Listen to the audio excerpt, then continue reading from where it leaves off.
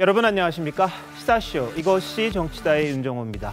대장동 개발 특혜 의혹이 대선판을 흔들고 있습니다. 특히 대권 주자들의 갈등 점점 깊어지고 있습니다.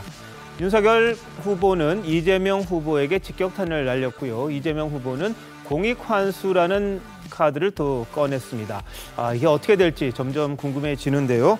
전문가들과 바로 짚어보도록 하겠습니다. 어서 오십시오. 네, 이재명 민주당 경선 예비 후보 그리고 국민의힘 후보들 간의 대장동 둘러싼 갈등 커지고 있습니다. 관련 화면 먼저 보시겠습니다. 적반하장도 이런 적반하장이 없습니다. 여러분 국민의힘에 경고합니다. 정신 차리고 제발 등 그만 찍으세요. 아니 그냥 계속 찍으세요. 이재명 열린 캠프는 곽상도 국회의원에 대해서 허위사실 유포에 의한 공직선거법 위반 등의 혐의로 검찰 고발합니다.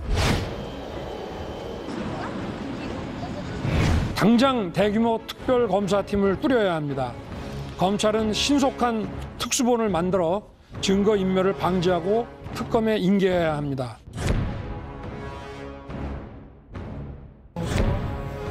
완결될 수 있는 행위가 아닙니다. 저는 윤석열 전 총장이 후보가 될 거로 예측합니다. 저는 최선을 다하긴 하겠습니다만 박빙의 승부가 되지 않겠느냐 그런 생각이 듭니다.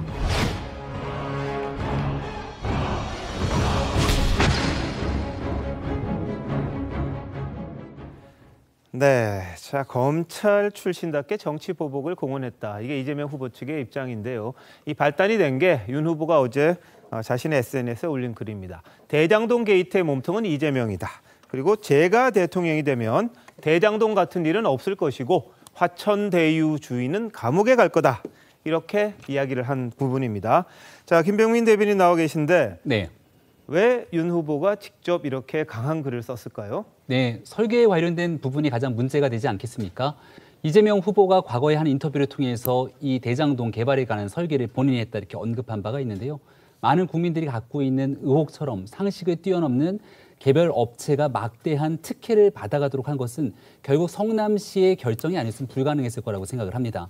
하지만 이재명 지사는 이 관련된 내용들을 부인하고 오히려 여기에 대해서 적반하장식의 국민의힘 게이트 등을 운운하고 있는데 여기서 만약 이재명 후보가 대한민국의 대통령이 된다면 이 화천대유 대장동 개발 의혹에 대한 진실이 밝혀질 수 있겠는가? 네. 이재명 후보가 아닌 윤석열 후보가 대통령이 될 경우 이러한 내용의 진실을 밝히고 두 번 다시 대한민국의 대장동 문제와 같은 일이 뿌리내리지 못하도록 단호하게 대처하겠다는 의지를 윤석열 후보가 직접 언급했다 이렇게 볼 수 있습니다. 네, 자 그렇다면 이 설계라는 말 이재명 후보가 했다는 주장이거든요. 직접 한번 들어보시죠. 어떤 취지에서 했는지. 사실 이 설계는 제가 한 겁니다. 유동규 사장이 이제 실무자로 당시에 도시주택공사 이 담당 임원이었죠. 제가 아까 말씀드린 대로 이렇게 설계해라. 나중에 혹시 또 먹튀할 수가 있으니까 먹튀 못하게 이렇게 해라. 다시 성남시장이 되신다면 네. 똑같은 정책 설계를 다시 또 하시겠습니까? 그 외에는 선택 여지가 없습니다. 네, 이게 지난 14일이었습니다. 대장동 특혜 의혹을 해명하는 기자회견에서 저렇게 이야기를 한 거죠. 유동규 사장이 실무자로 당시에 도시주택공사 담당 임원이었죠. 이렇게 언급을 한 겁니다. 그래서 윤석열 후보가 어제 올린 글이 이 설계한 사람이 바로 이 지사이기 때문에 지금 이재명 후보이기 때문에 책임을 져야 한다. 이렇게 이야기를 한 거거든요. 자, 이재명 후보 측의 입장 들어봐야겠죠. 남영희 대변인 해명해 주시죠. 이미 여러분들께서 너무 많이 들으셨을 것 같은데요. 대장동 게이트, 이른바 화천대유는 누구 것이냐, 이 이야기에 제가 애초에 근본, 바탕부터 좀 설명을 해드릴까 합니다. 이 설계라고 하는 것이 대단한 것이 아닙니다. 2010년에 이재명 성남시장이 당선되죠. 기초단체장으로 성남시의 단체 시장이 된 이후에 대장동 지구를 보니 민간 개발로 이루어지기 위해서 너무 많은 투기 세력들이 일어나고 있었습니다. 네. 그곳에 죄송합니다. 예, 그런 연유로 이재명 시장은 이것을 공공개발로 바꿀 수 없겠는가 고심을 하다가 그러면 민관 합작 개발을 해봐야겠다라고 해서 시작한 것이고요. 결국은 그 당시 2010년에 정부가 이명박 정부였습니다. LH에서 전체 공공개발을 하려고 했던 성남시의 그 대장지구를 민간 개발로 이익을 남겨야 될 것을 공공에서 손을 대지 말라고 했던 정부의 방침이 있었고 그 방침에 따르던 LH 사장의 또 발언도 있습니다.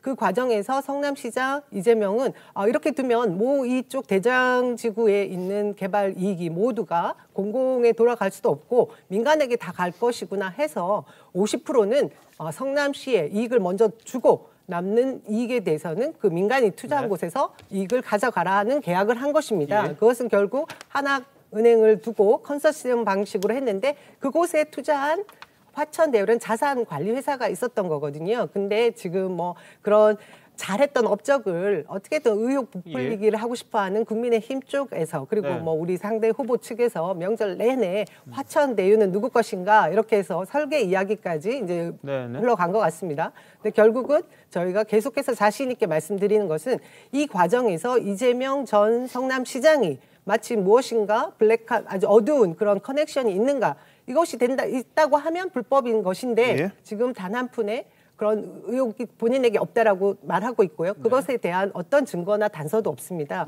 하지만 여러 가지 다양한 언론에서의 의혹 제기만 있을 뿐이고요. 이것을 가지고 윤석열 후보가 화천대유의 대표를 본인이 만일에 대통령이 된다고 하면 감옥에 보내겠다? 대통령이 그런 일을 하시는 분입니까? 아직도 이분은 검찰총장인지 본인이 착각하고 계시는 것 같고요.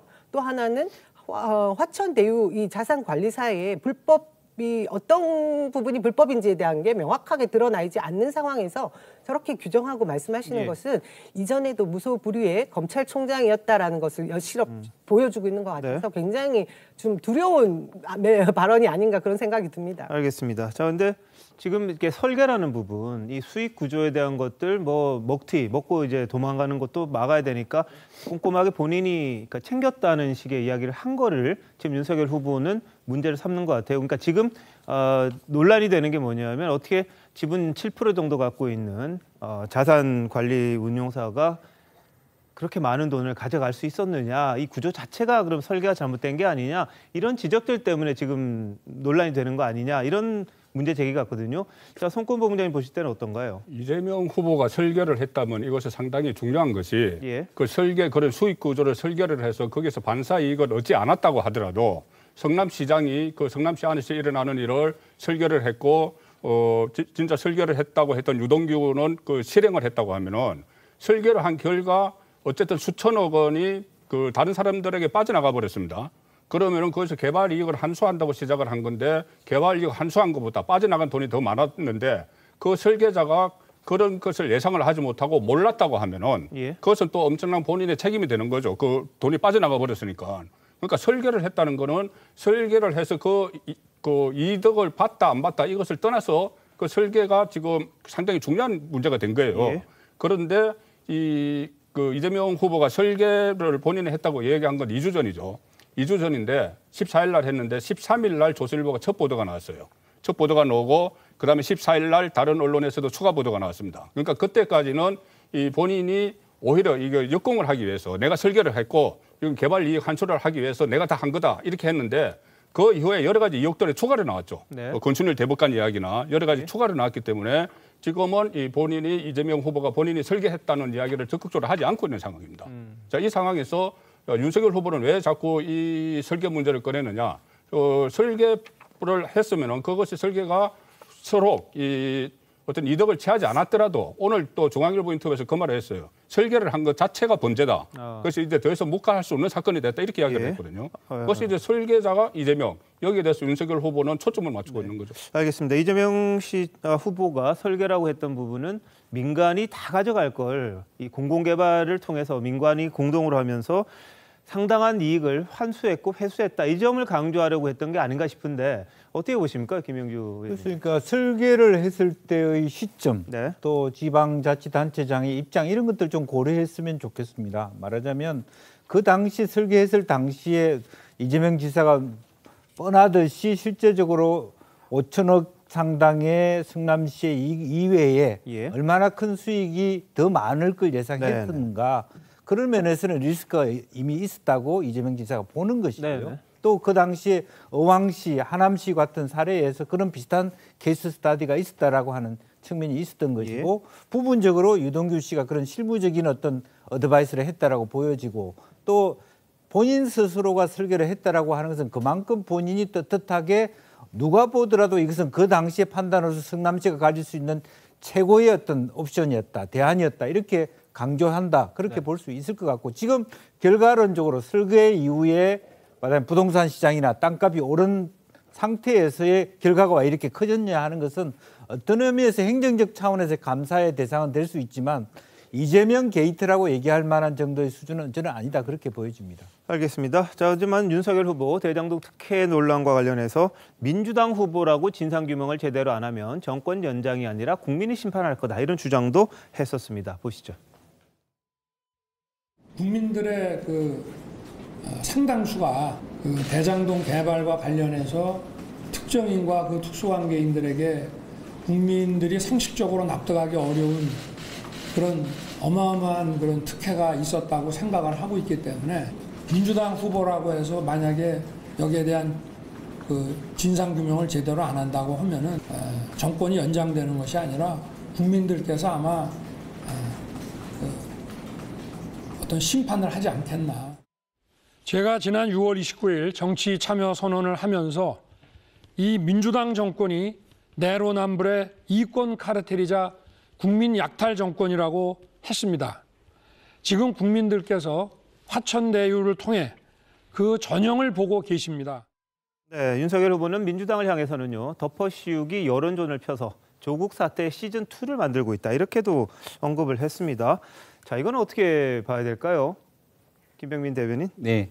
조국 전 장관 사건 2019년도부터 다 잘 기억하실 겁니다. 그토록 많은 국민들이 의혹을 제기했지만 스스로 기자회견을 자초하고 또 청문회를 통해서 전혀 사실이 아니라고 했던 많은 애들이 법원의 1심 재판 그리고 정경심 교수의 2심 재판 결과를 통해서 조국 교수의 말이 얼마나 거짓이었는지를 충분히 증명하고 있죠. 앞선 드루킹으로 인한 이 댓글 조작 사건 다 기억하실 겁니다. 2017년도에 이 문제가 불거졌을 때 2018년도입니다. 당시 문제가 불거졌을 때 김경수 지사가 절대 아니라고 했지만 허위범 특검을 통해서 훗날 진실에 대한 대법원 확정 판결이 나타났죠.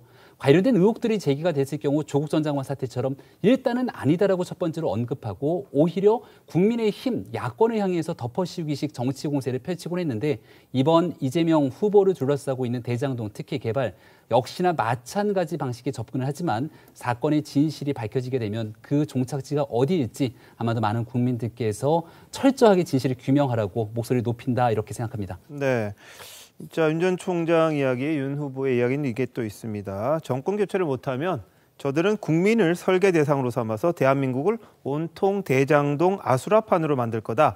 선거를 면죄부 삼아서 5년 내내 이권 카르텔에 배를 불리기 위해 국민을 약탈할 것이다. 이렇게도 또 굉장히 강하게 이야기를 했는데 자, 일단 남 대변인 이야기 한번 들어볼게요. 정말 적반하장을 이럴 때 쓰는 용어인 것 같습니다. 예. 윤석열 후보께서 민주당의 관계자들이라는 표현을 쓰셨는데요. 그러면서 화천대유라는 표현을 안 썼으면 저도 일정 부분 수긍을 할까 했는데 화천대유의 관계자들이 누굽니까? 저희가 제일 처음 오보가 시작됐던 것이 장기표 후보였죠. 그리고 조선일보에서 화천대유에 이재명 후보의 아들이 근무한다. 이런 오보가 나온 이후에 그 정정까지 하셨고 조선일보에서 사과까지 했습니다. 그런 이후에 저희가 찾아보고 그리고 나머지 언론들에서 조사를 해보니 곽상도 의원의 아들이 화천대유의 1호 사원이었습니다. 네. 예, 얼마 전에 그 본인의 아들이 화천대유는 누구 겁니까? 우리가 많이 묻는 그 질문에 곽상도 의원 아들이 1호 사원이었으니 거기다 물어보십시오 했더니 화천대유에 다녔던 아들이 230만 원에서 380만 원까지 월급을 받았던 그냥 평범한 대리였다 이렇게 말씀하시면서 50억 원의 퇴직금은 또 숨기셨습니다. 뭐 이런 관계자가 있었고요. 그뿐입니까? 그 원유철 전 의원도 계셨고요. 그리고 이경재, 최순실 변호인도 계셨고요. 여러 관계자들을 보니 대부분 국민의힘 관계자였습니다. 그래서 저희가 생각하는 것은 김만배라는 대주주라는 분이 뭐 소환이 돼서 조사도 받았는데요. 법조 출입 기자와 법조 카르텔과 국민의힘 관계자들이 모두 포함되어 있는 기득권 적폐 세력들이 함께 들어있는 그 카르텔을 다시 우리가 보는 것이 아닌가 하는 것이 화천대유의 속성이라고 얘기하면서 화천대유가 누구 건지 우리에게 묻지 말고 곽상도 의원에게 물어봐라 했더니 지금 뭐 편수막도 다 내려졌고요. 국민의힘에 있는 백드롭도 내려졌더라고요. 알겠습니다. 자, 조선일보 사진 설명이 잘못된 건 맞고요. 거의 사과했습니다. 근데 기사로 쓴 건 아니고 기술적인 문제가 있었다는 거, 그걸 사과를 드렸다는 거 말씀드리고 기사로서 이재명 후보 아들이 거기에 근무한다 이렇게 보도한 적은 없었다는 거 다시 말씀드리겠습니다. 다른 언론에서 한번 나갔던 적이 있었던 것 같고요. 자, 그런데 그렇다면 왜 윤석열 후보는 이 곽상도 의원 아들의 50억 퇴직금인지 위로금인지는 성격에 따라 좀 다르겠습니다만 왜 그 사건이 났는데도 이렇게 강하게 공격을 했을까? 그게 좀 궁금하거든요. 어떻게 보십니까, 배승희 변호사님? 근데 이제 이재명 후보의 해명에서 좀 앞뒤가 안 맞는 부분이 있어요. 이걸 지금 본인이 당군 일의 최대 산업 공적으로 환수할 수 있는 최대 사업이었다 하면서 치적으로 자랑을 했는데, 근데 그 치적 안에 지금 국민의힘 게이트가 있다고 주장하는 거 아니겠습니까? 근데 그 국민의힘 게이트가 지금 화천대유 쪽에 있다고 주장을 하는 거예요. 그런데 본인이 이 사건에 대해서 민간을 하려던 거를 공공개발로 바꿔가지고 그 화천대유도 들어와서 이렇게 사업을 진행했고 본인이 거기에 상당히 구체적으로 이 설계까지 했는데 이걸 왜 못 막았냐는 거죠. 그런 점에서 공공 개발을 해서 치적이라고 한다면 그 안에 어떤 비리가 없어야 되는데 왜 그 안에 갑자기 국민의힘 게이트가 나오면서 이걸 가지고 다시 국민의힘 게이트라고 공격을 하는지 이 자체가 좀 국민들은 설득이 안 된다는 겁니다. 그리고 또 보면은 이 화천대유라는 곳, 이 왜 하필이면 이 회사가 여기에 들어가게 됐고 또 거기에 관련자들이 왜 하필이면 다 이재명 후보와 뭔가 그 연관이 있는 것처럼 보이느냐. 그러니까 왜 이 사람들이어야 하느냐. 그런 점에서 이 사람들은 특혜가 아니냐 하는 지적을 하는 것이죠. 왜냐하면 이 사업이라는 것이 다른 국민들한테도 기회가 열려 있어가지고 다른 사업도 다른 사람들도 공모할 수 있었다면은 이 문제가 크게 되지는 않았겠지만 지금 보면은 협상 과정도 그렇고 이 대상자 선정에서도 그렇고 굉장히 좀 이해할 수 없게 좀 빠르게 진행되는 부분들이 있는데 이게 명쾌하게 해명되지 않기 때문에 이 부분에 대해서 국민들이 의심을 제기하는 것이고 그 의심을 제기한다고 해서 그게 또 나쁜 것도 아니라는 겁니다. 당연히 어떤 부분에 있어서 의혹을 제기하면 그것이 다시 또 수사의 시발점이 되는 것이고 지금 이번에 이 박근혜 정권이 그 국정농단 사건도 그런 의심에서 시작된 거기 때문에 국민들의 이런 의심에 대해서 이재명 지사가 반박을 하는 것이 아니라 이런 걸 명쾌하게 해결을 해야 되는데 이제 윤석열 후보가 이야기하는 부분은 진짜로 그 설계자가 누구인가, 바로 이런 범죄가 일어났을 때 과연 누가 이득을 보는 것인가 하는 그 부분에 초점을 맞춰가지고 원래 이런 사건을 하게 되면은 그 윗선을 찾기가 굉장히 어려운데 이거는 아예 윗선인 그 이재명 당시 성남지사가 자신이 설계했다라고 주장을 하니까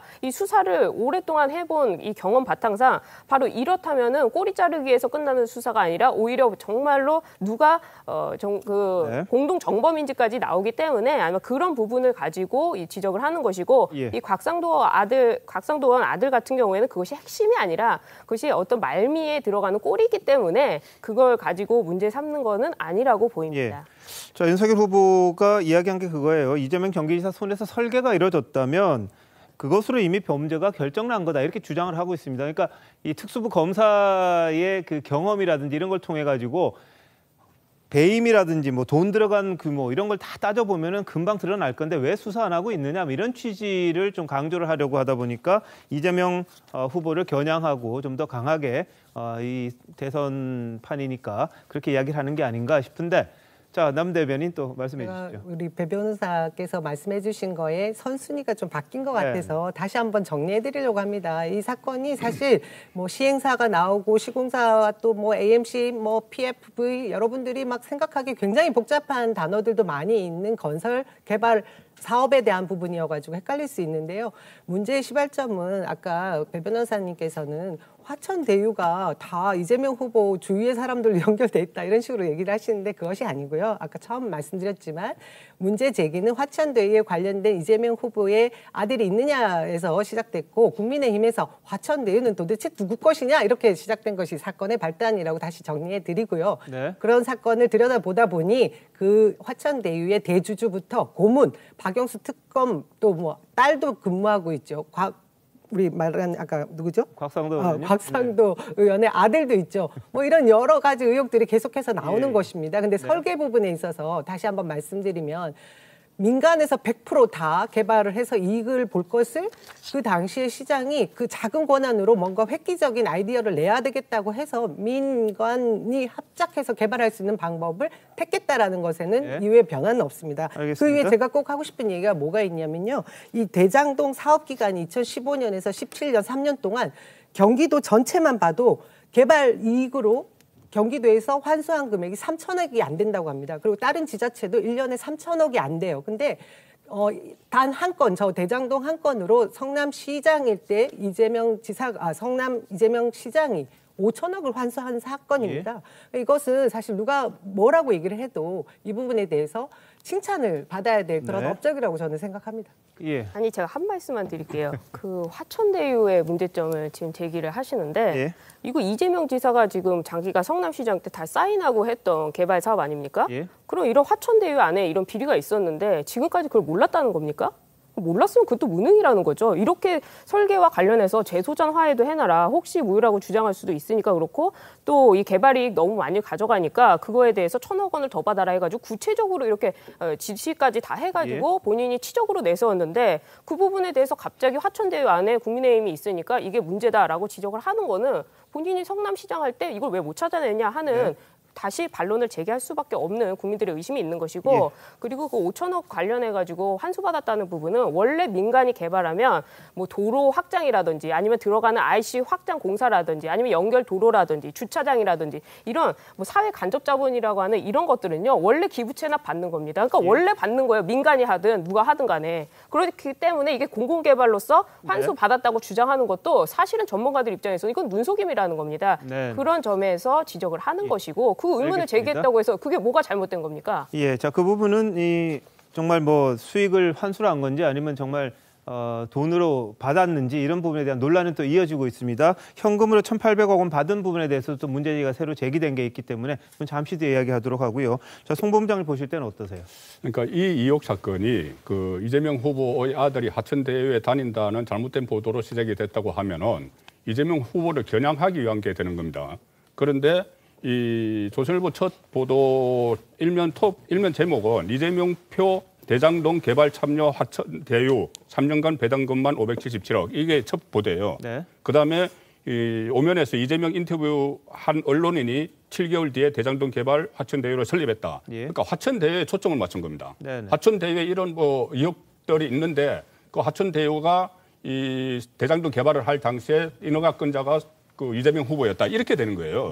거꾸로죠. 화천대유에 대해서 의혹을 제기를 하고 그래서 이재명 후보가 파생돼 나간 겁니다. 자, 이 상황에서 지금 2주가 흘러서 여러 가지 다른 파생 의혹들이 생겼기 때문에 윤석열도 물론 뭐 각상도 의원권도 생겼지만 윤석열 후보 입장에서는 각상도 의원권이 생겼어도 이것이 각상도 의원권으로 다 묻혀버리면 안 된다는 거죠. 제일 처음에 시작된 것이. 알겠습니다. 각상도 의원권 따라가고 이재명 그 후보가 관련된 의혹들은 새로 밝혀져야 된다고 생각을 했기 때문에 그리고 또 특히 윤석열 후보에게는 최근에 그런 프레임이 씌워졌어요. 뭐냐면 박영수 특검이 여기에 연루가 돼 있는데 박영수 특검 아래서 윤석열 후보가 수사팀장을 했습니다. 그래서 그것 때문에 이 문제에 대해서 좀 그 입을 다무는 것 아니냐 이런 지적이 나오니까 아니다 여태까지 많이 우리가 이야기를 했다. 그래서 그건 가짜뉴스다 하고 그 대응을 하고 나서 여기서 또 이재명 후보와 서로 이제 대립각을 세우기 위해서 이재명 후보에 맞대응을 하기 위해서 이 문제에 적극적으로 치고 나오는 거죠. 알겠습니다. 윤 후보는 대통령 측근도 범죄 저지르면 감옥에 보내는 게 국가다 이렇게 주장을 한 적이 있습니다. 조국 전 장관 수사 관련 언급과 관련 연관이 되어 있는데 한번 들어보시죠. 제가 확실하게 정권 교체를 하고 또 교체한 후에도 이 정부같이 이렇게 내로남불에 부패하지 않고 대통령의 측근도 범죄를 저지르면 반드시 감옥에 보내는 것을 국민들이 보셔야 그게 국가입니다. 과잉 수사다라고 얘기를 하게 되면 적절한 비례 원칙에 따른 수사였다. 저는 어느 진영 사건이나 똑같이 수사했고 그리고 어떤 사건이든지 대한민국 국민에게 일반적으로 통상적으로 적용되는 그 기준과 절차에 따라서 처리했음을 말씀드릴 수 있습니다. 네, 윤 후보는 대장동 의혹 수사 방향도 설명을 했어요. 먼저 의혹의 핵심에 대해서 이 공영 개발로 땅값을 후려쳐서 강제 수용한 바람에 이 땅 주인들에게 피해를 주고 팔 때는 분양 국가 상한제를 피해서 비싸게 분양해 분양자들에게 피해를 준 이른바 수천억 원 배임 범죄다 이렇게 이야기를 했고 그 배임 범죄의 핵심은 설계다 이렇게 주장을 하는 거예요. 그래서 이재명 후보에 대한 공세를 강화하는 상황입니다. 자, 이건 그냥 묻을 수 없다. 이렇게 대선 치르는 나라가 어디 있느냐 이렇게 강조를 했는데 자, 배승희 변호사님, 이 수사를 들어가면 지금 뭐 수사를 하고는 있습니다만 가장 핵심적으로 봐야 될 게 그 돈의 흐름입니까? 뭡니까? 어떻게 되나요? 그렇죠. 이 LH 사건이 터졌을 때도 윤석열 후보가 비슷한 이야기를 했습니다. 이런 사건 같은 경우에는 어떤 부동산 등기를 보는 것이 아니라 이 자금의 흐름을 찾아야 한다 이렇게 말을 했는데 이 사건에 대해서도 좀 동일하게 말씀을 하시는 것 같아요. 그래서 그 돈을, 그러니까 화천대유에서 나온 돈이 어디로 흘러갔는지 그걸 좀 살펴봐야 된다. 이렇게 수사에 대한 입장을 밝혔습니다. 그런데 사실 이 사건이 또 문제가 되는 것이 원래 이 자금이 흐름이 이상해가지고 이 금융과 관련한 여기서 찾아서 이 경찰이 일단 그 정보를 받아서 이걸 원래 경찰에서 5개월 전에 받았으니까 좀 수사를 했어야 되는데 수사를 하지 못한 부분이 있습니다. 그러니까 이런 어떤 설계라는 것이 그 설계자가 어떤 목적을 가지고 설계를 했는가. 그럼 그 설계자는 과연 마지막에 최종적으로 그 돈을 받았는가 하는 부분이 좀 더 핵심적인 부분이라는 것이죠. 그래서 그 밑에서 어떤 사람들이 합법적인 절차를 거치면서 일을 했다 하더라도 그것이 나중에 특혜라든지 비리로 밝혀지면 그건 또 직권남용이라는 이 형사처벌로 받을 수 있기 때문에 지금 윤석열 후보 입장에서는 이 특검에 가기 전에 관련자들이 어떤 증거를 인멸하거나 혹은 관련자가 도피한다거나 도주한다거나 이런 우려가 있으니까 빨리 이 특수수사본부를 차려서 이 금융과 관련된 전문가들을 딱 모아서 이 자금의 흐름을 추적을 하고 또 관련 자료가 모아진 경우에는 이제 국회에서 여야가 합의를 하면 특검으로 갈 수 있기 때문에 거기다 이제 몰아주면 확실하게 다 밝혀진다 이런 입장을 내세우는 거죠. 알겠습니다. 자, 여기에 대해서 이재명 캠프 대변인이죠. 전용기 민주당 의원은 이렇게 이야기했습니다. 검찰 출신답게 이재명 후보를 감옥에 보내겠다고 한다. 정치 보복을 공언한 셈이다. 법조계 큰 두목으로 나와라. 이렇게 이야기를 했습니다. 자, 김영재 의원님 어떻게 들으셨어요? 사실은 뭐 저 말 자체가 좀 그렇게 뭐 이렇게 논리정연하다고 볼 수는 없습니다만은 실제로 여전히 윤석열 후보가 검찰식의 문제 인식으로부터 모든 문제를 본다는 것은 굉장히 위험하게 느껴집니다. 사실은 지방자치단체장이 일정한 자본주의적 조건 하에서 리스크를 가지고 들어오는 사업자에게 보상을 해주는 지금 현재 게이트라고 하지만 지금 현재 이 물론 화천대유가 갖고 있는 금융정보분석원의 결과에 따라서 범죄가 말하자면 밝혀질 수도 있고 소명될 수도 있습니다만 과연 법적인 위반을 하고 있는 건가?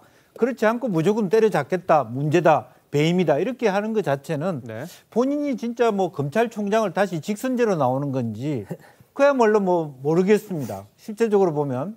그래서 기본적으로 한 나라를 운영하는 사람들의 입장에서 보편적인 관점 혹은 단체장의 관점 이런 것을 결여하고 여전히 검찰총장의 입장에서 모든 부분을 본다라면 굉장히 규조 1번지 전국에 일어나는 개발 사업들은 거의 다 범죄적 입장에서 본다라고 하는 것은 매우 위험한 인식이다 저는 그렇게 봅니다. 알겠습니다. 네, 국민의 눈높이에 맞춰서 하나둘씩 설명하고 있다는 점들을 좀 지켜볼 수 있지 않을까 싶은데요.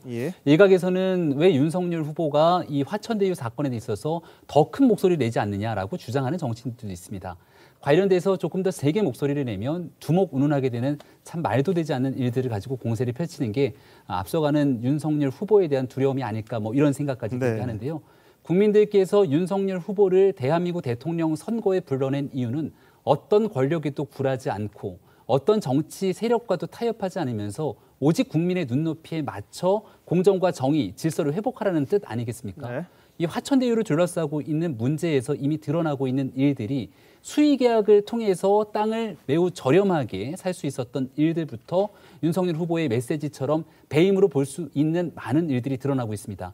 이로 인해서 특정 업체가 성남시의 설계를 통해 막대한 이득을 가져가게 되고 이것이 범죄로 규명이 된다면 이 범죄 수익을 환수해서 국민 앞에 정의를 구현해라라는 목소리들이 적지가 않은 것이죠. 이 사건의 진실을 공정하게 다 구현해 왔다면 누가 뭐라고 얘기를 하겠습니까?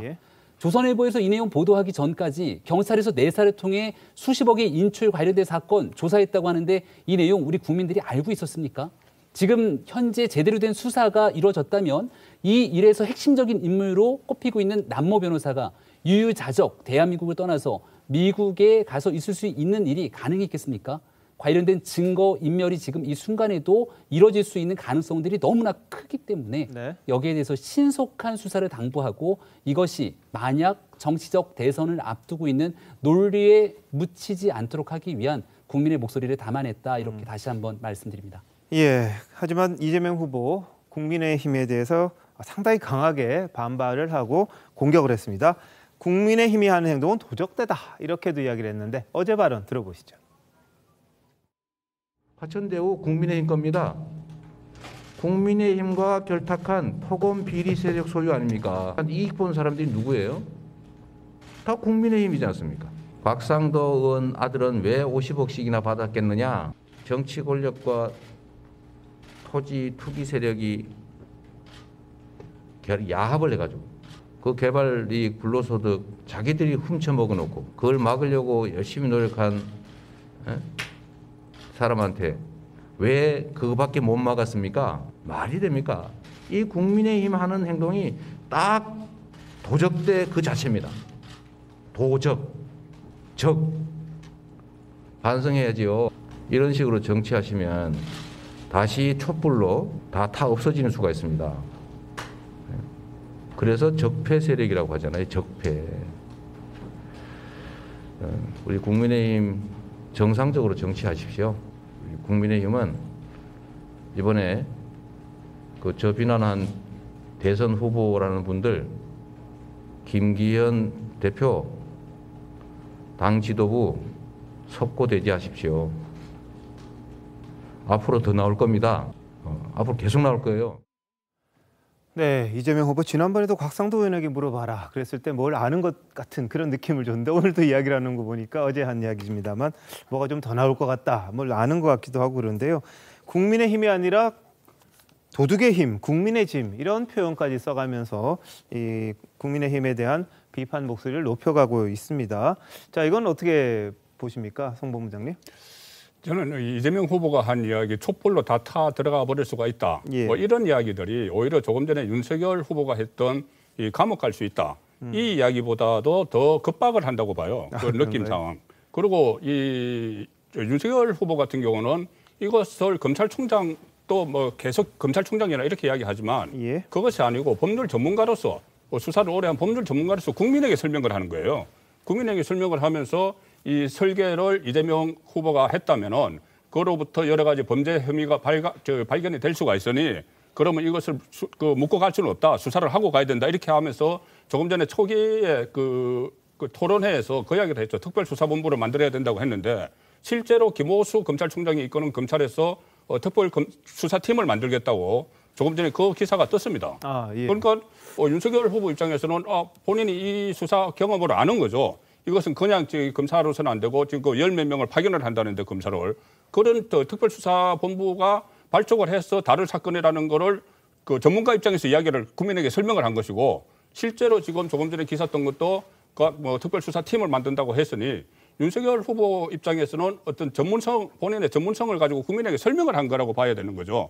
그런데 이재명 후보 입장에서는 다시 국민의 짐 촛불로 다시 다 없어질 수 있다. 이렇게 하는 것은 대선 후보인데 물론 한쪽 진영의 대선 후보지만은 그것을 국민을 일종의 뭐 편가르게 하는 식으로 또 그런 식으로 저는 느껴져서 상당히 듣기에 불편합니다. 예. 자, 홍준표 후보는 이렇게 이야기했습니다. 도둑의 두목이 거꾸로 우리 보고 떼도둑 운운한다. 이렇게 재반박을 했고 요즘 한창 인기가 있는 오징어 게임 드라마죠. 그걸 인용해가면서 이재명 후보에 대한 비판의 목소리를 높였는데 어떻게 보셨습니까? 남대변인. 네, 오징어 게임에서 저도 이번 추석 연휴 때 넷플릭스에서 인기를 방영되고 있다고 해서 사실 봤거든요. 굉장히 잔혹한 스토리이긴 했지만 마지막에는 인간성을 회복하는 주인공이 최후의 1인으로 남아 있는 상황이었습니다. 뭐 후속편이 어떻게 나올지에 따라서 뭐 많은 생각들이 있는 것 같긴 한데요. 계속해서 이 오징어 게임을 얘기하는 이유가 그 게임 내에 설계되어 있는 무엇인가가 있다라고 하는 내용을 차입하는 것 같습니다. 근데 지금 계속해서 국민의힘에서 강요하고 강조하고 있는 부분은 적반하장이다. 저는 그렇게 생각하는 이유가요. 일단 이재명 후보가 얘기했던 이것은 도적대가 국민의힘이다 하고 얘기했던 부분이 이유가 있습니다. 지금 대장동 그 개발 사업이 초기에 있었을 때의 그 땅 주인들 소속되어 있는 의원이 있습니다. 나경원 전 의원도 있고요. 이완구 전 의원도 거기 땅을 가진 분으로 저희가 아는 부분이 보도가 된 부분이 있습니다. 그리고 아까 말씀하신 화천대유라는 자산관리사에 대해서 계속 의문점을 제기하지만 이 전체를 놓고 화천대유의 문제만을 따로 얘기하는 것이 아니라 마치 그것을 설계한 이재명에게 문제가 있다라고 계속 화살을 돌리시는데 거기는 본인들이 빠져나가기 위한 제가 볼 때는 물타기라는 생각이 들거든요. 네. 무엇이 문제냐면 2018년에 이재명 후보가 경기도지사로 출마하면서 출마 현장에서 본인이 이 성남 대장지구에 대한 개발 사업을 자랑을 합니다. 그러면서 5,503억을 성남시에 환원했다는 말 때문에 기소가 됩니다. 네네. 허위 사실이 아닌가 해서. 그래서 2018년 이후에 1심 그리고 19년 2심, 2020년에 다 무죄가 되는 네. 그런 상황을 다 겪었습니다. 그러니까 이미 이 사건이 본인 스스로 했던 업적에 있어서 문제가 없다라는 걸 법원에서 이미 다 결론을 내준 상황인데 의혹 제기를 계속하면서 오히려 그 개발 이익을 다 가져가신 그 기득권들이 계속해서 이재명 후보를 대선 후보라고 해서 공격을 하고 있고 언론도 거기에 보완해동하고 있으니 이 얘기를 가지고 촛불 시민들이 그냥 있지 않을 거라는 얘기를 할 수밖에 없는 겁니다. 네. 거기에는 검찰 그리고 사법부, 언론 뭐 이 많은 기득권 세력들이 있기 때문입니다. 근데 이 촛불 드신 분 중에 전국에 지금 시행 사업을 하시는 분들은 이재명 지사의 그 해명을 듣고 상당히 화가 나실 것 같아요. 그 시행의 90%는요 인허가입니다. 인허가. 네. 지금 우리나라의 그 재건축 재개발, 특히 서울에서 재건축 재개발이 안 됐던 이유가 지난번 그 박원순 서울시장이 이 허가를 안 해줬기 때문에 사실은 뭐 소유자들이 우리가 아파트를 뿌개고 다시 짓겠다 해도 안 해준 그런 것 때문에 그동안에 신규 공급이 없었던 겁니다. 그래서 이제 오세훈 시장한테 그런 걸 많이 바라는 건데 이게 지금 밑으로 내려가면 성남시장이 바로 인허가권을 쥐고 있는 거예요. 그래서 시행하시는 대부분의 분들이 인허가가 잘 안 나오니까 바로 그 지점에서 이 어떤 뭐 뇌물이라든지 이런 것들을 주고 받으면서 그 인허가를 받아내려고 하는데 거기에 모든 그 인력을 투여하거든요. 그런데 이 화천대유가 문제가 되는 것이 바로 이 인허가가 대부분 쉽게 나왔다는 점에서 이 시행하시는 분들이 이걸 보면서 야, 이건 아니다 이렇게 생각을 하실 거라 이런 생각이 든다는 거죠. 네. 이 화천대유가 심지어 이 대장동 지구에 5필지를 수의계약 형식으로 심지어 땅을까지 받았습니다. 예. 이것도 쉬운 일이 아니에요. 원래 그 토지 작업을 한다면은 토지 소유자들한테 민간 개발하면 매매를 해가지고 받아내야 되는 거 아닙니까? 근데 매매를 하게 되면 토지 소유자들이 토지값을 계속 올려받기 때문에 알박기도 나오는 것이고 굉장히 힘듭니다. 근데 그 작업을 누가 해주느냐? 성남핵들이 들어왔기 때문에 사실은 이 공공개발이라는 이유로 이 소유자들한테 받아낼 수가 있었던 그런 작업도 있었다는 거죠. 그런데 이 화천대유는 5개 필지를 그렇게 좀 수의계약으로 쉽게 받아가지고 여기를 직접 분양하면서 분양 이익까지 받은 겁니다. 이 과정을 보면요. 시행을 한 번도 안 해보신 분들이 지금 이 공공개발이다 이렇게 넘어가실 수 있겠지만 대부분 이 시행이나 시공이나 탄튼 건설이라든지 아니면 재건축 조합이라든지 이 많이 재개발이라든지 이런 거를 한 번이라도 해보신 분들은 이게 지금 어떤 식으로 이재명 지사가 변명을 하는 것인지 알 거라고 저는 생각이 들고 그걸 아신다면은 더 화가 나서 촛불을 드실 것이다 이렇게 생각됩니다. 자, 이 시행과 관련된 부분 정말 어려운 부분이 많다고 합니다. 이 자본도 있어야 되고요, 이 땅도 매입을 해야 되고 인허가가 되느냐 이 리스크가 3개 정도 있는데 성남시가 사실 들어오는 바람에 이 과정이 굉장히 순조롭게 됐기 때문에 결과적으로는 리스크, 위험 요소가 굉장히 줄어들었다고 지금 판단을 하는 것 같더라고요. 근데 이게 그 과정에서 어떤 문제가 있는지를 따져봐야 되는 거지 그 자체만 가지고 이야기할 수는 없는 것 같긴 합니다만 여하튼 이어지는 보도에서는 계속해서 뭔가 이재명 후보와 연관된 내용들이 하나씩 나오고 또 반대로 국민의힘 쪽과 연관된 내용도 하나씩 나오고 지금 여야가 뭐 따로 있는 것 같지는 않아요. 오늘 나온 보도 보면 이게 또 있더라고요. 이재명 지사 측근으로 꼽히는 이화영 전 의원의 보좌진 출신이 천화동인 화천대유의 관련사죠. 1호 대표다. 이런 부분이 나와서 또다시 이재명 후보와 연관이 있는 게 아니냐 이런 지적이 좀 나왔습니다. 자, 남 대변인 이 부분은 어떻게 설명하시겠습니까? 예, 뭐 이제 그 이재명 후보가 그런 말씀하셨어요. 동네에 있는 이씨들은 다 나하고 엮여 있다라고 얘기하겠다라는 표현 비슷하게 하셨는데요. 지금 저 상황도 이화영 전 의원이 의원 시절이 아마 2004년에서 2007년 그쯤인 것 같은데 그때 1년 보좌관 했던 이한성 씨를 지금 이재명 후보와 인연이 있는 것으로 엮은 것 같습니다. 중간 단계를 너무 건너뛴 것 같고요.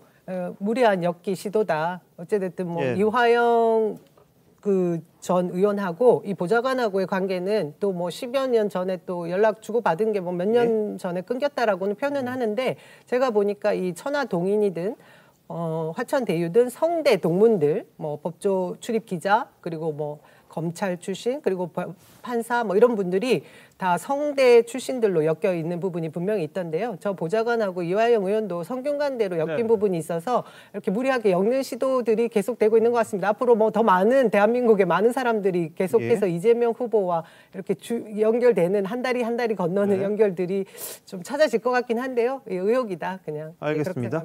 자, 이모 대표 천화동인 1호 이분은 이야기했습니다. 7년 전 설날에 안부차 전화한 게 마지막이고 화천대유 합류한 건 2019년이고 전혀 이재명 지사하고는 연관이 없다. 이렇게 이야기를 했습니다. 자, 박찬대 이재명 캠프 수석 대변인 이야기도 한번 들어보시죠. 화천 대유라고 하는 자산관리회사가 만들어지는 시점이 2015년인데 해당 인물이 1호 이사였다 여부에 대해서 관련성은 한번 좀 살펴봐야 되지 않을까 싶은데요. 4년이라는 짧은 의용 기간에 보좌관을 3차례, 4차례, 5차례씩 바뀌어지는 경우도 있기 때문에요. 그거를 일반화해가지고 15년 전에 보좌관이 15년 뒤에 특정 회사에 이사가 되어 있었다라고 하는 부분을 강제로 연결하는 데는 좀 무리가 있지 않을까 싶습니다. 자, 송 부장님 어떠세요? 지금 저런 말들이 만약에 깨지면은 이게 상당히 연결고리가 되는 거죠. 그렇겠죠. 그럼 지금 그 이재명, 이화영, 이한성, 화천대유 이렇게 연결된다는 거잖아요. 그러면은 이화영과 이한성 사이에 전혀 없다 이렇게 이야기를 하는데, 자 물론 뭐 보좌관들 15년 전에 보좌관을 한번 1년 했고 그 다음에 3, 4년 전에 한번 통화를 한 정도일 수가 있다면 이것은 서로 연결하는 게 무리죠. 그런데 지금 국회 주변에서는 이화영, 이한성 두 사람의 관계가 단순히 누구 소개를 해서 보좌관 1년 한 게 아니고 두 사람이 오랜 관계가 있고 학교 때부터 오랜 관계가 있고 또 여러 가지 인연들이 지금 그 국회 주변에서 나돌고 기자들이 취재를 하고 있지만 아직 확인이 안 돼서 제가 구체적으로 말씀을 못 드리지만 여러 가지 두 사람의 연결고리가 있다는 것이 지금 나돌고 있어요. 확인은 안 됐기 때문에 제가 어떤 거라고 말씀을 못 드리는데 만약에 그래서 두 사람의 연결고리가 2, 3년 전에 통화가 아니고 그 이후에도 이렇게 연결고리가 확인이 되면은 그럼 이것은 또 새로운 논란거리가 될 수 있는 거죠. 알겠습니다. 이화영 전 의원이 지금 캠프에 굉장히 중요한 인물은 맞죠, 남영희 대변인? 네. 그래서 이제 이걸 연결을 시키려고 하는 것 같습니다. 그래서 윤 캠프 측에서는 매우 중요한 단서가 나타났다 이런 이야기도 했고요. 이 대선 프로젝트 차원에서 이게 화천대유 자체가 대장동 사업이 진행된 게 아니냐. 결국은 대선 마지막에 뭐 자금을 모아오고 뭐 이런 식의 이 생각들을 한 것 같아요. 지금 김병민 대변인이 지금 이야기한 게 나오긴 있습니다만 이재명 후보는 직접적으로 이 부분에 대해서 뭐라고 이야기했는지 한번 또 들어보시죠. 이화영 관련해서 그분 보좌관이 관련 있는 거 아니냐고 그런 보도가 나왔는데 그러게요. 이에 대한 입장은 2004년인가 1년간 보좌관 했다고 그래요? 저는 2004년에 정치하지도 않을 때입니다. 제가 2010년에 시장이 됐는데 6년 전에 제가 알지도 못한 이화영 보좌관이 1년 보좌관 했다고 그걸 어떻게 저한테 엮습니까? 그러지 말고 차라리 같은 국적이다. 네? 같은 이시다. 이렇게 엮는 게 훨씬 빠를 것 같아요. 앞으로는 그렇게 하라고 그쪽에 얘기 좀 해주고 싶습니다. 자, 김병민 대변인 어때요? 지금 이화영 전 의원의 보좌관 했다는 분 핵심 고리입니까?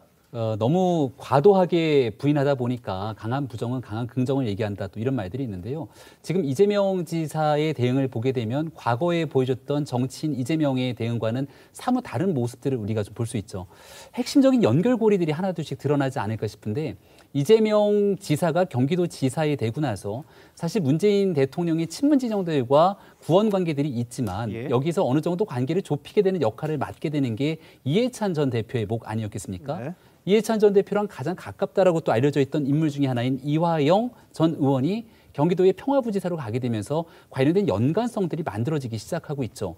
그 이화영 부지사가 이재명 지사의 최측근으로 활동하면서 킨텍스 사장까지 가게 되는 등 여러 역할들을 하게 되는데 여기에 보좌관으로 굉장히 가까웠던 인물이 화천대유, 이 천화동인의 대표로 가게 되는 모습들이 그 이후로 나타나기 시작하니까 국민적 의구심은 훨씬 더 커질 수밖에 없는 것 아닙니까?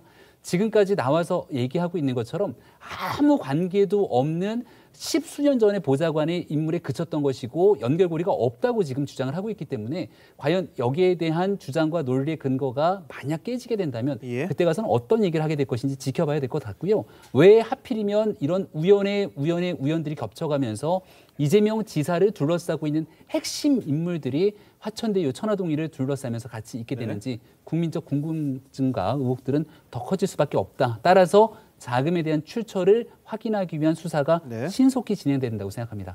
자, 윤캠프 측의 권성동 의원 이야기도 한번 들어보시죠. 그들만의 천배 수익 구조를 만든 보이지 않는 손은 누구입니까? 이재명 후보는 자기 입으로 대장동 설계자라고 자백했습니다.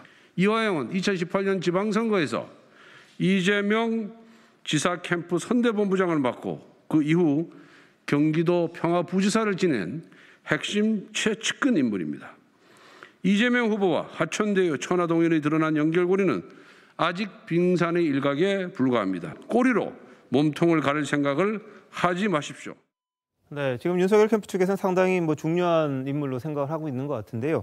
자, 김영주 의원님, 이 보좌관과 의원 간의 관계 어떻게 봐야 되나요? 글쎄요, 저도 마치 똑같습니다. 이화영 의원하고 똑같이 17대 했죠. 그때 지금 보좌관 했던 사람들이 어떤 협회에 저보다 더 고수익을 받는 사람도 있고 아직까지 의원 보좌관을 하고 있는데 사실은 그 사람들이 어떻게 살아가는지를 잘 모를 수 있어요. 그러나 지금 현재 보면 또 하필 같은 성균관대 동문이라는 측면 또 그 당시에 어쨌든 그 이화영 전 의원이 이재명 캠프에 평화부지사로 이렇게 들어갔다는 측면들을 화천동인에 있는 주요한 성대 동문들이 활용했을 수도 있을 것 같아요. 그러나 기본적으로 지금 이재명 지사와 이화영 의원의 관계가 그렇게 이재명 지사의 큰 빅픽처를 위해서 이화영 의원이 돈을 모아하는 그런 역할 분담을 할 수 있는 그런 구조는 저는 아니었다고 생각하고 또 실제적으로 만약에 이런 기획을 했다라면 사실은 이재명 지사가 정말로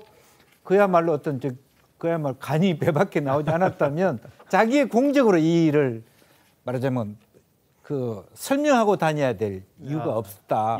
뭔가 자기가 뒤로 숨길 만한 일이 있었다면 굳이 이것을 계속 내가 설계했다, 내가 잘한 일이라고 그렇게 얘기했을 수는 없고 오히려 결과적으로 우연의 일치로 부동산의 땅값이 오르면서 이 투자한 사람들이 큰 대박을 터뜨린 건 사실이지만 기획 자체의 선의를 우리는 인정해 줘야 되지 않나 그렇게 생각이 듭니다. 알겠습니다.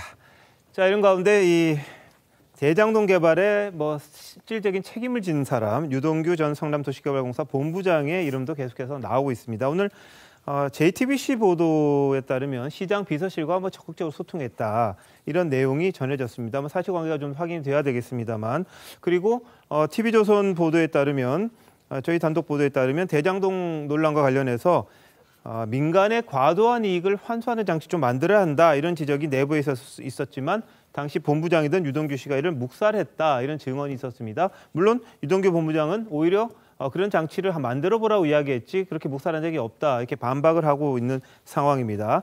아까 이재명 후보 같은 경우에는 유동규 씨를 시켜서 한 것처럼 본인이 설계했고 그대로 했으니까 교류가 있었을 수도 있을 것 같습니다만 왜 이분이 그러면 민간이 과도한 이익을 가져갈 수 없게끔 하는 장치를 안 만들었을까? 그 부분에 대한 논란은 또 이어지고 있거든요. 자, 송 본부장님, 그 당시에 다른 지역의 개발 때는 민간이 초과 수익이 있을 때 그걸 다시 환수하는 장치가 있었는데 유독 여기만 빠졌었다 이런 지적이잖아요. 예를 들어서 위례 신도시 개발할 때는 그때 같은 민간 공용 방식으로 합동 공동 방식으로 했어도 어쨌든 환수하는 것을 더 많이 환수를 했어요.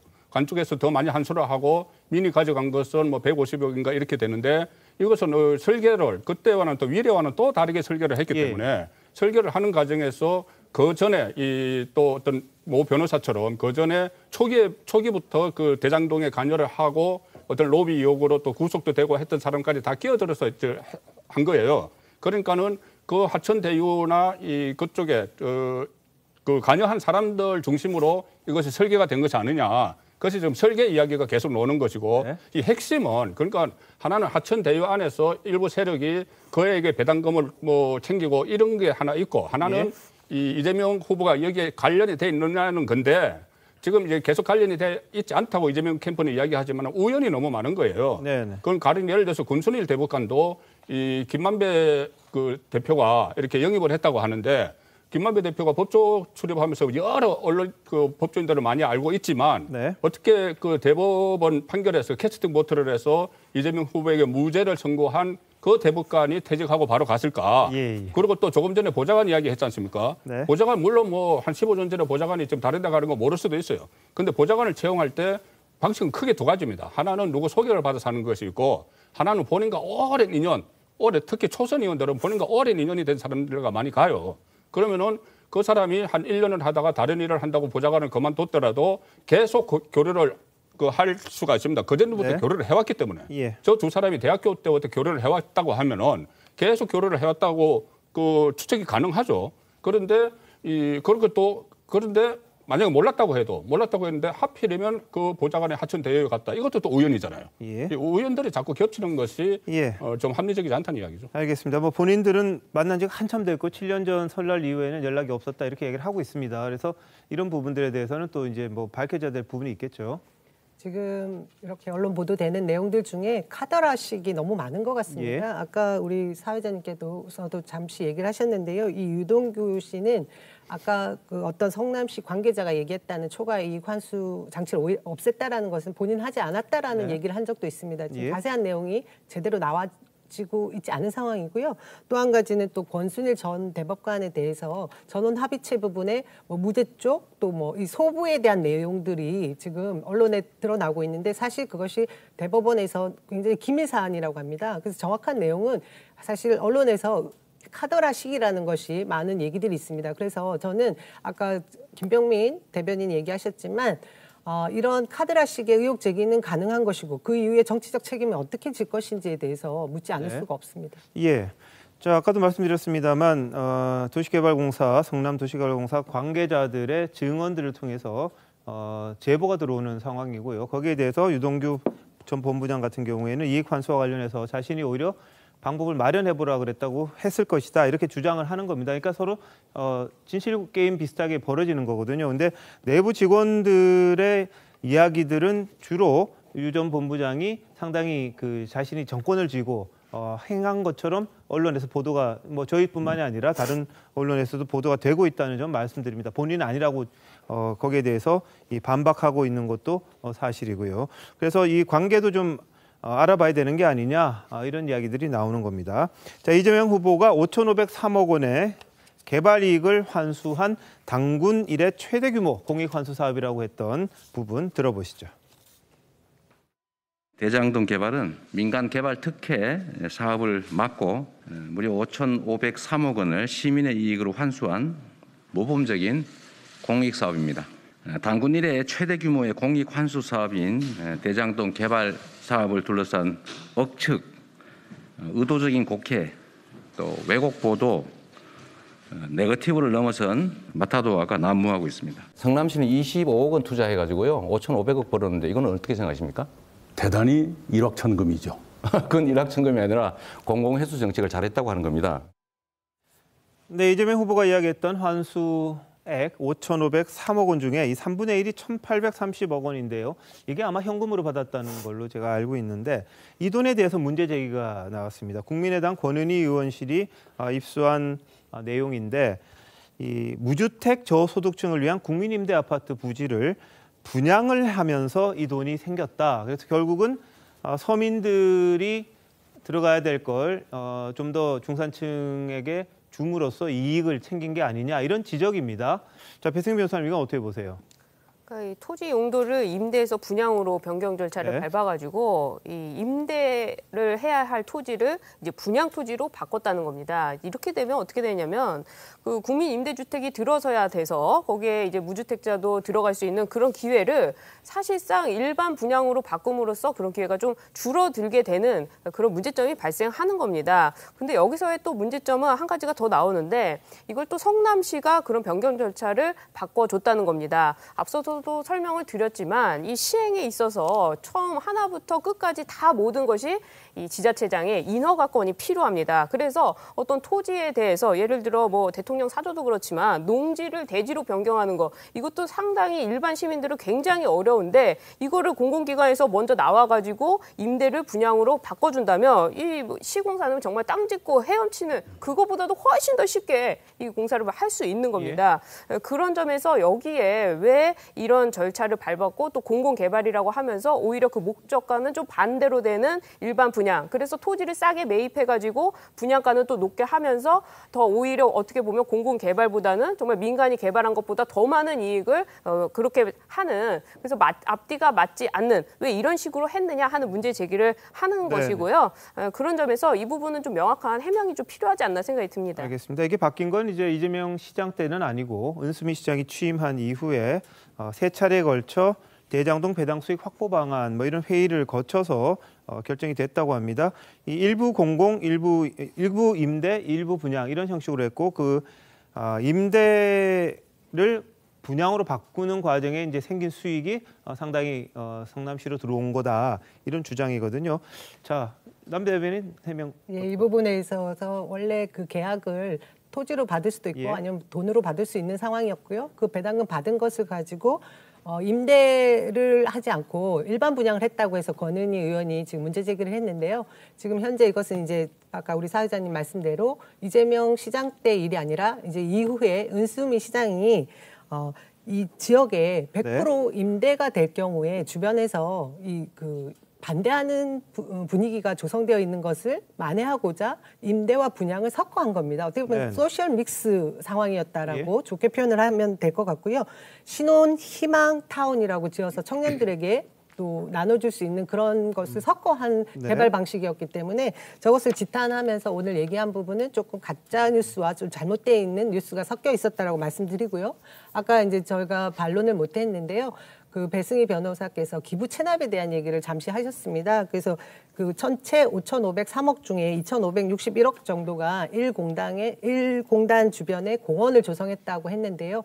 일반적으로 도시개발법에 그 지역 개발 이익의 8%는 기부 체납을 해서 뭐 유관 편의시설, 도로, 뭐 학교 주변 뭐 그런 뭐 것을 짓는 곳에 쓰는 것이 맞습니다. 하지만 이곳에서 저희가 성남시에서 환수했다고 하는 것은 그 주변 인근에 편리시설을 지은 것이 아니라 10km 이상 뚝 떨어진 곳에 도시를 그러니까 원 도심을 살리기 위해서 공원을 하나 새로 지었고 또 거기에서 또 900억 이상을 더 달라고 해서 터널까지 지으면서 도시와 도시 사이를 바꾸기 위한 그런 개발 방식을 이용한 것이고 거기에 투자한 돈들이 포함된 것이기 때문에 이것은 100% 성남시에 환수된 돈이라고 말씀드릴 수 있는 부분을 제가 이제 관가할 수가 없어서 설명드렸습니다. 알겠습니다. 근데 이제 뭐 그 설계하는 과정 그러니까 어떤 식으로 이걸 만들고 제안하고 이런 과정에서 보통 도로라든지 공원이라든지 SOC 같은 것들은 이제 기부 체납하는 형식으로 하는 게 뭐 꼭 공공개발이 아니라 민간개발에서도 그렇게 한다는 취지로 지금 말씀을 하신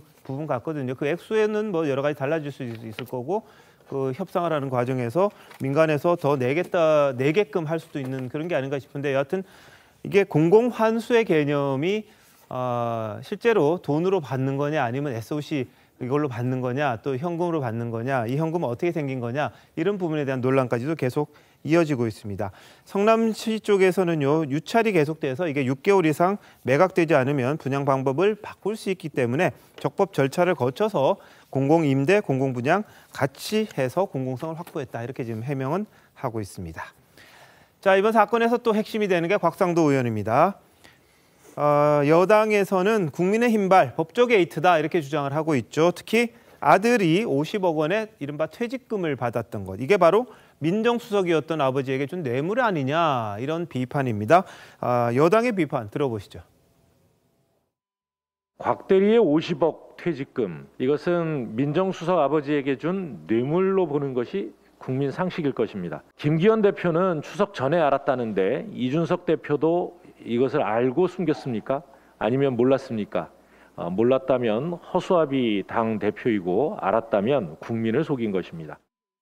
특히 민주당이요. 지금 국민의힘 지도부가 이미 이 사실을 알고 있었는데, 추석 전에 알고 있었는데 모른 척 그냥 넘어가려고 했다. 이런 주장도 하고 있습니다. 자, 여기에 대해서 이준석 대표 해명 듣고 이야기 시작하겠습니다.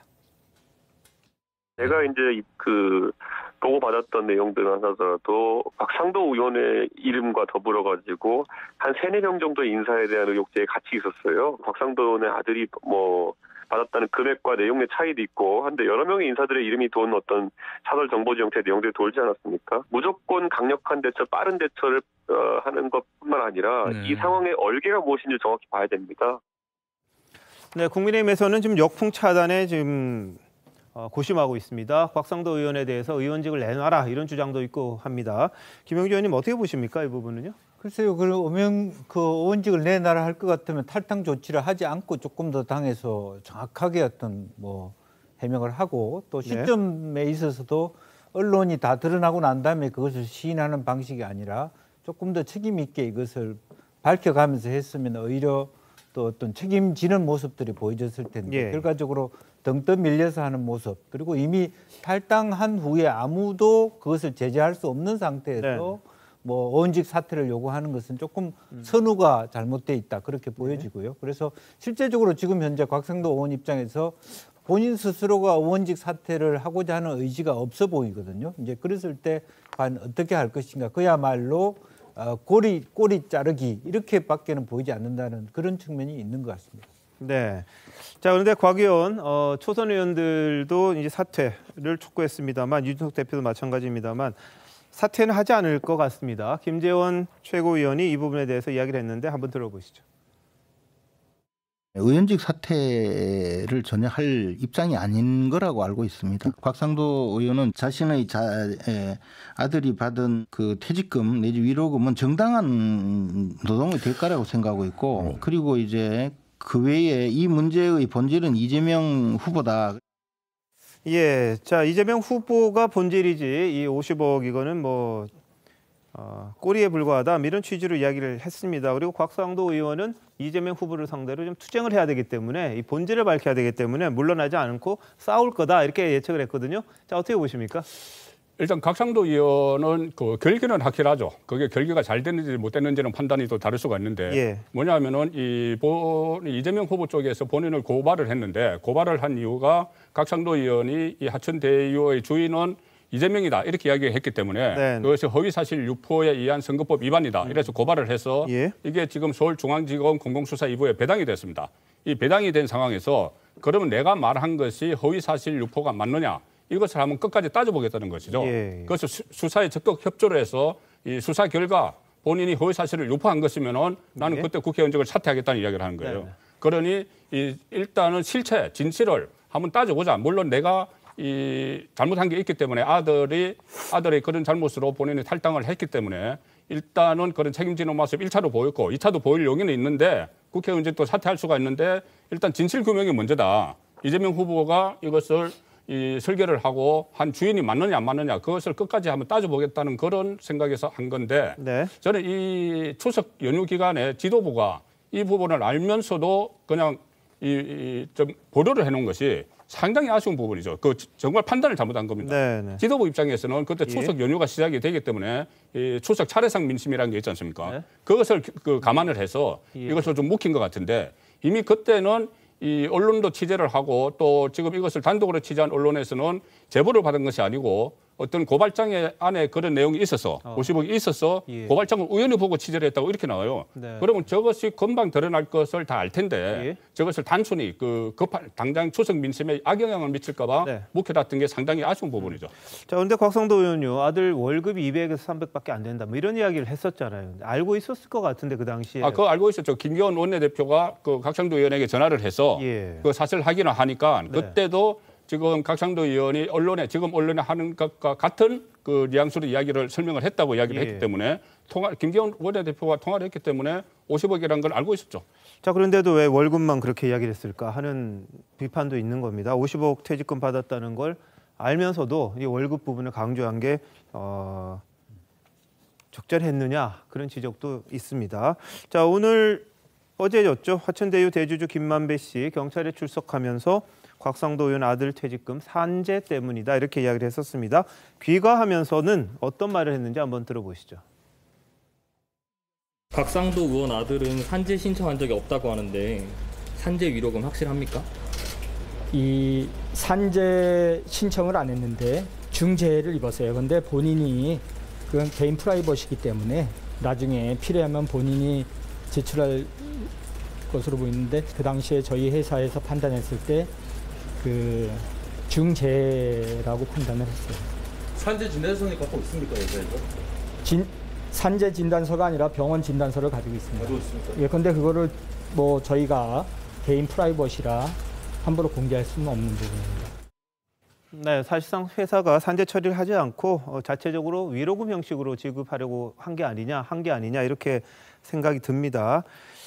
일부 여의도 보좌진들은 7년 동안 모시고 일했지만 500만 원이라도 받은 적이 있느냐 퇴직할 때 이렇게 곽상도 의원을 비판하고 있고요.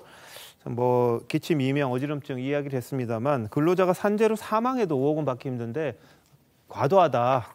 이런 비판의 목소리가 계속해서 나오고 있습니다. 그리고 특히 곽상도 의원 아들이 대학 졸업해서 뭐 얼마 안 돼서 회사를 들어갔는데 어떻게 뭐 굉장히 갈등의 현장에서 문제를 해결하고 뭐 문화재 나왔을 때 이런 것들 해결하는 게 과연 가능했느냐라는 지적이 또 나오고 있거든요. 자, 이 부분은 김병민 대변인 어떻게 보세요?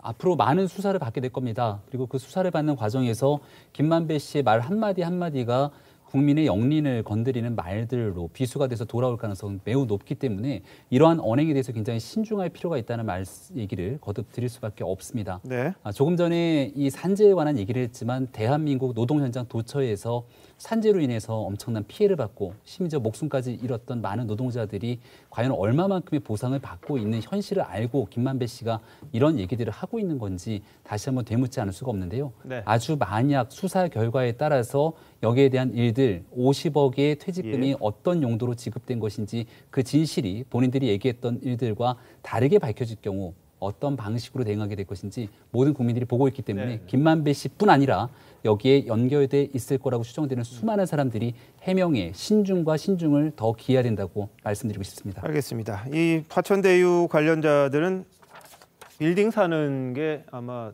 그 이후에 재산 분리는 방식이었던 것 같습니다.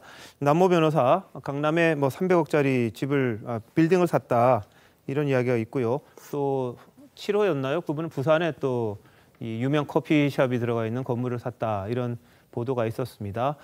그런 가운데 배우 박중훈 씨의 이름도 돈을 빌려준 측으로 또 등장하는 등 이 사건에선 이런저런 인물들이 계속해서 나오는데 국민의힘에서 주장한 특검이고요. 다른 부분들은 이재명 후보는 지금 수사 진행 중이니까 그걸로 하자 이렇게 이야기를 하고 있습니다만 국민들이 궁금한 건 실체입니다. 도대체 뭐가 문제가 있었던 건지 문제가 있다면 누구 책임인 건지 이런 부분들 제대로 좀 밝혀야 하는 거 아니냐 이런 지적들은 계속해서 나오고 있습니다. 진실, 여건, 야건 상관없이 좀 제대로 밝혔으면 하는 그런 바람입니다. 자, 다음 주제입니다. 장제원 국민의힘 의원 아들 무면허 운전, 경찰관 폭행 논란 참 머리가 아플 겁니다. 그런데 아내는 눈물로 날을 지새우고 식사도 제대로 하지 못하는 어머니가 계신데 가정은 속대밭이 됐다 이렇게 이야기하면서 총괄실장직, 윤석열 캠프 총괄실장직에서 물러났습니다. 후보는 말렸다는데 자 캠프 이야기 한번 들어보죠. 윤 후보가 말릴 필요가 있었을까요? 관련된 내용들은 장제원 전 실장과 또 윤석열 후보 간의 이 대화 내용이었기 때문에 캠프 내에서 명확하게 내용을 좀 얘기하기는 어려움이 있다는 말씀을 드리고요. 오늘 이제 아침 일찍 캠프 내부에서 관련된 지금 공개되어 있는 글들을 장제원 의원이 쭉 올렸습니다.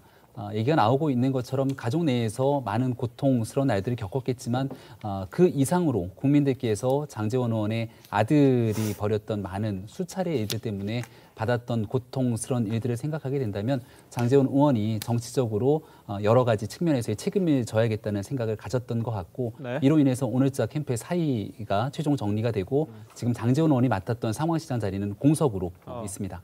자, 장 의원이 말하는 아들 이른바 노엘 한번 들어보시죠. 저희 아들도 조금 국민들께 좀 무리를 빚어가지고 그런 랩하는 문제에 대해서 제가 사실 많이 반대도 했었고 아들한테 스트레스 많이 준 것 같아요. 근데 이번에 탈락을 하고 우는 모습을 보고 제가 마음이 너무 아리고 짠해서 앞으로 제가 뭐 도와줄 수 있는 방법은 없지만 정말 자신이 가는 일에 응원을 해주고 싶고. 예, 윤석열 후보는 성인 아들의 일탈이다 이렇게 이야기를 했죠. 연좌제를 할 수는 없는 것 아니냐 이런 취지로 사표를 처음에는 반려했습니다만 여론이 그렇게 좋지는 않았습니다. 그 이후에 장 실장이 사퇴를 한 걸로 보이는데 김 의원님 어떻습니까? 저런 상황들이요? 참 애매하고 가슴 아프고 뭐 가정사 아니겠습니까? 뭐 그런 부분이고 또 장 의원은 장 의원대로 후보한테 미안하고 뭐 그런 부분이겠습니다만 어쨌든 장제원이 몸담고 있는 윤석열 후보 캠프의 기본적인 어떤 키워드가 상식입니다. 그리고 이제 그런 면에서 어쨌든 본인은 좀 애처롭고 하겠습니다만 어쨌든 공인됨이라고 하는 것이 가지고 있는 무게라고 생각하고 장제원 의원이 하듯이 빨리 사퇴해서 후보의 고민을 들어주는 것이 뭐 최선은 아니겠냐 그렇게 생각이 듭니다. 예. 자, 이런 가운데 대선 후보 선호도 조사 또 2군데 정도에서 나왔습니다. 코리아 리서치가 한 거 여론조사 공정이 실시한 적합도 조사 선호도고 하나는 적합도인데 이 결과가 좀 차이가 납니다. 한번 보여주시죠. 차기 적합도 MBC 의뢰에서 실시한 거 보면 이재명 후보가 이건 데일리안이군요. 자, 데일리안은 윤석열 후보가 26.6%, 이재명 후보가 24.3%, 오차범위 안에서 접전입니다. 자, 반면에 MBC가 의뢰해서 실시한 코리아 리서치 조사는 저렇게 27.8%, 오차범위 벗어나서 이재명 후보가 1위를 하고 있고 윤석열 후보 17.2, 홍준표 후보 16.3, 이낙연 후보 11.7 이런 식으로 나왔습니다. 이게 조사기간 따라 좀 많이 다르긴 하던데요. 이 경향을 한번 보시는 게 맞다고 생각이 되고요. 고발 사주 의혹 지금 쑥 들어갔죠. 그런데 오늘 공수처가 대검에 대한 압수수색을 했다는 이야기가 지금 나왔는데 지금 확인이 아직은 안 되고 있습니다. 수사를 좀 벌이고 있는 듯한 느낌이 있습니다만 조성은 씨를 불러서 8시간 가까이 조사를 했고 귀가 조치를 했다고 합니다.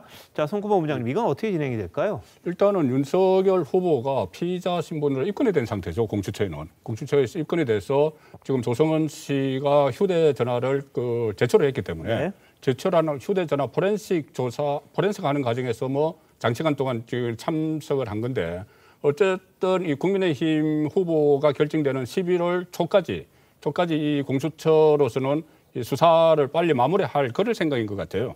상당히 수사 속도를 내고 있는데 지금 공수처에서도 이 고발 사주 의혹의 꼭지점에 이 윤석열 후보가 있다는 것은 아직 그동안 나온 이 보도나 이런 것을 보면은 밝혀내지 못한 것 같고 손준성 검사가 이것을 다른 검사에게 시켜서 했기 때문에 이 고발 그 작성자와 또 이것을 전달자가 다를 수가 있다. 김웅에게 전달한 사람이 다를 수가 있다. 그것이 공수처에서 나온 이야기였거든요. 네네. 공수처 수사 단계에서 나왔기 때문에 아직 그 이후에는 새로운 그 수사 진척 사항은 나오지 않고 있어요. 않고 있는데 어제 조성은 씨를 입회시킨 가운데 포렌식을 다 했으면은 또 어떤 뭐 새로운 단서가 있는지는 지켜봐야 되겠죠. 알겠습니다. 지금 속보가 확인이 됐습니다. 이 대검 사무실 손준성 정책관 당시에 이 검사의 사무실 등에 대한 압수수색을 했다고 합니다. 자, 이런 가운데 조성은 씨가 이 공익신고자 보호 신청을 접수했다고 합니다. 배승임 변호사님, 이거 어떻게 돼서 결정이 될까요? 네, 권익위에서 아마 여러 가지로 가지고 이 공익 신고자로서 보호를 해줄 것인가 말 것인가 아마 결정을 하게 될 것 같은데요. 근데 그런 과연 요건에 먼저 해당되는가 하는 좀 문제점이 있습니다. 이 언론에 먼저 보도하고 신고를 했기 때문에 안 될 가능성도 좀 있어서 좀 지켜봐야 될 것 같습니다. 알겠습니다. 자, 뭐 윤석열 후보자들이 너무 위협을 한다 이런 이야기를 하고 있는데 잠시만요. 대한민국 이슈의 중심, 시사쇼 이것이 정치다. 여기까지입니다. 내일 다시 찾아뵙겠습니다. 고맙습니다.